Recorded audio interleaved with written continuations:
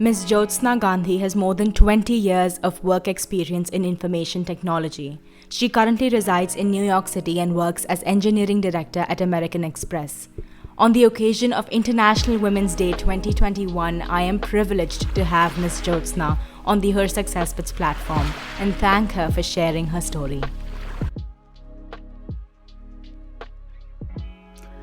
I would attribute my success to my own ambition and mostly to grit.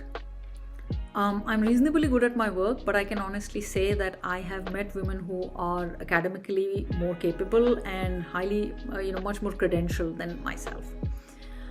And over the course of last 20 plus years of work experience, I have seen many of my friends and co-workers either completely drop off their careers or take a backseat. And there have been times in my life when I've had to balance work and family. This is something that all women face at some point in their life or another. Men have to go through life never having to make these choices, as the current society setup is geared to support their careers. This isn't true for women. I once heard an Indra Nooyi interview where she talked about this, and then I knew that someone who's so credentialed and so great at her work still feels the pull of this. So how much more complex the struggle of a common woman would be to rise in her career.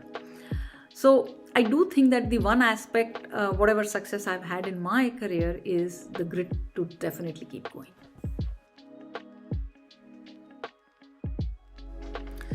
There weren't too many challenges that I faced as I started my journey. My parents were very supportive of women pursuing their own goals and career aspirations. And from early childhood, I was in an environment which was highly indexed on education and academic excellence. So all that was great. My dad was a math teacher and I inherited his love for the subject. And a career in a highly analytical space like computer science and programming just happened naturally. But despite my setup, I do want to share the unsaid and yet omnipresent messaging that girls pick up from society at an early age, which I did too. And it took me a very long time to understand it and articulate it for myself. And it boils down to two things. One, women are not comfortable with their ambitions. And I think if there is one key reason why, if a woman did not go all the way in her career as she should have or would have per her capabilities, it's that they're not comfortable stating their ambitions. And the second is that girls tend to give up too quickly when faced with a technical challenge. And I'm not talking about tenacity here. I do think that women are very tenacious. But it's almost as if girls themselves lack the confidence in their technical abilities and they expect others, aka men, to be more technical. And terms like imposter syndrome were something that I first felt and then later got to know that it's a scientific name for a condition.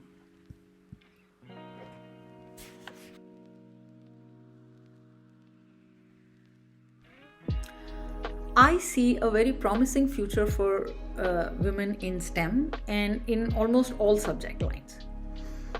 And I would like to take a very philosophical angle to this particular question.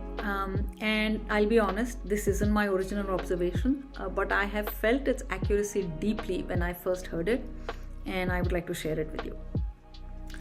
In the last 5 to 7 years or million years, 5 to 7 million years of mankind, modern man appears only about 200 to 100,000 years ago.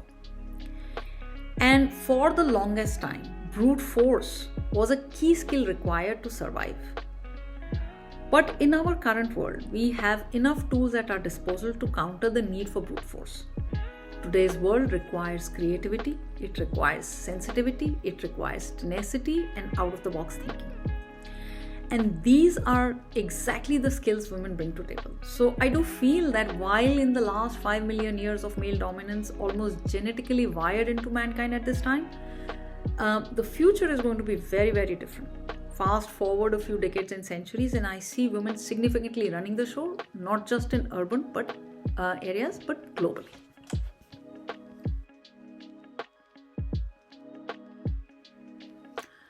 Women have to deal with a lot of biases.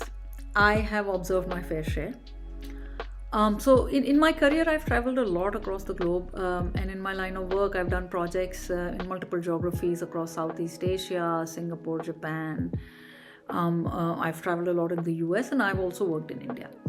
And while handling some of my Indian clients, I did perceive that people don't take women making technical presentations very seriously, or they tend to question their design and decisions a lot more than they would their male counterparts.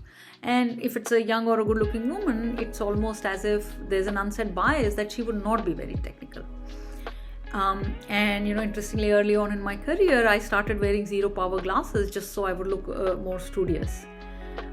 But at some point, I checked myself and finally figured out with experience that it's not my problem if people have biases. Another instance, which there's another colleague of mine. She's a very strong woman. She went through and faced was that you're called emotional if you're too aggressive. Which again, I guess aggression in career could also be taken as very driven, but then sometimes you're tagged as too emotional.